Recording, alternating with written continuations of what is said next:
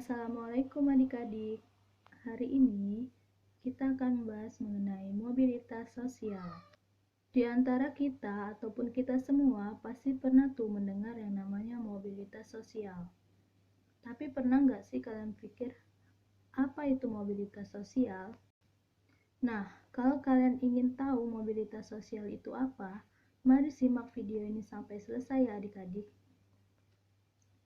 Bicara mengenai mobilitas sosial, banyak sekali para ahli ataupun tokoh yang mendefinisikan mobilitas sosial berdasarkan definisi mereka masing-masing.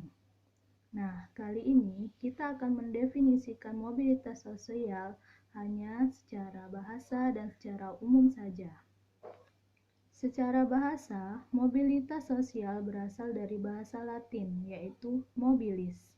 Mobilis berarti mudah dipindahkan dari satu tempat ke tempat lainnya. Secara umum, mobilitas sosial dapat kita artikan sebagai perpindahan status sosial seseorang atau sekelompok orang di dalam suatu struktur sosial masyarakat. Nah, adik-adik, kalian udah tahu kan definisi mobilitas sosial baik secara bahasa maupun secara umum. Lanjut, kita akan membahas mengenai bentuk-bentuk mobilitas sosial.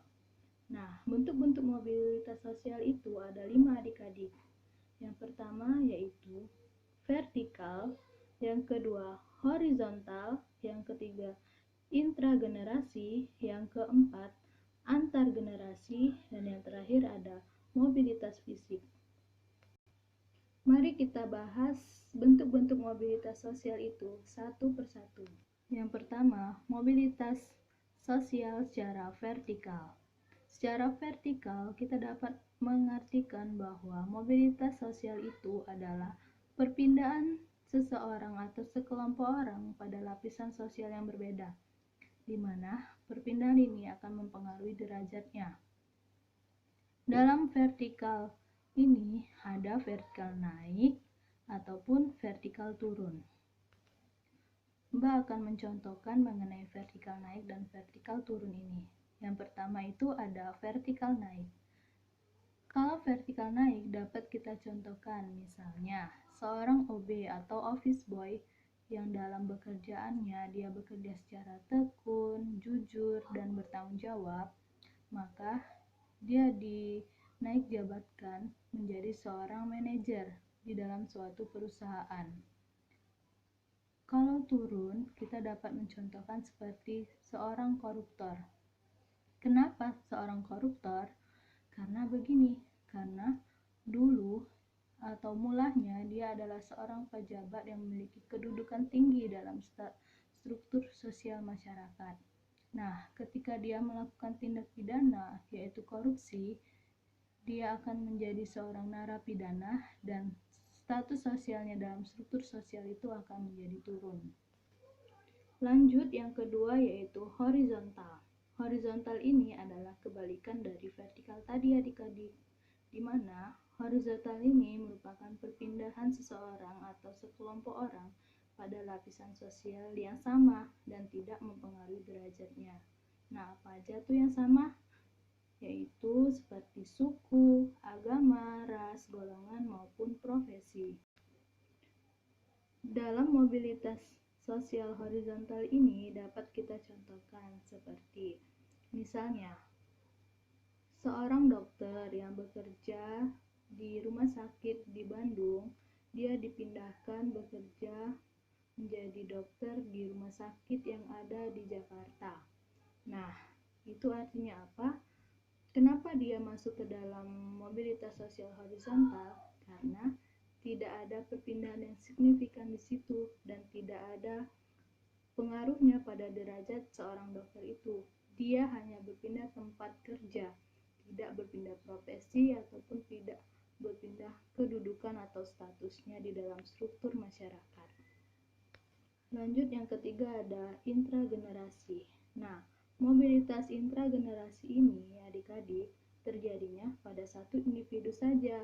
Misalnya Budi yang mulanya seorang guru, dia berubah atau berpindah menjadi seorang dosen. Nah, itu kan terjadi pada individunya saja, hanya terjadi kepada budi atau kita sebut dengan intragenerasi. Yang keempat ada antar generasi. Nah, mobilitas antar generasi ini yaitu melibatkan satu generasi yang berbeda.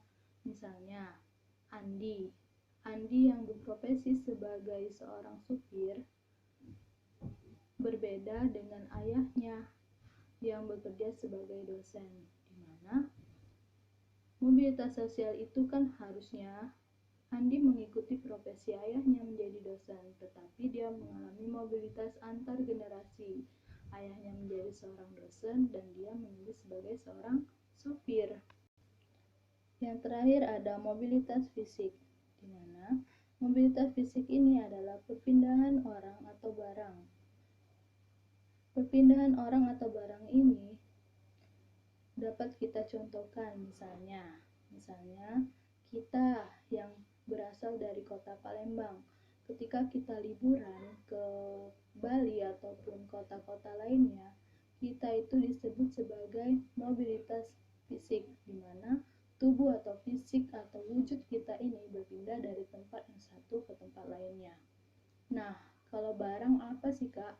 Kalau barang itu misalnya kayak kita suka belanja online tuh. Kita kan belanja online dari kota satu ke kota lainnya.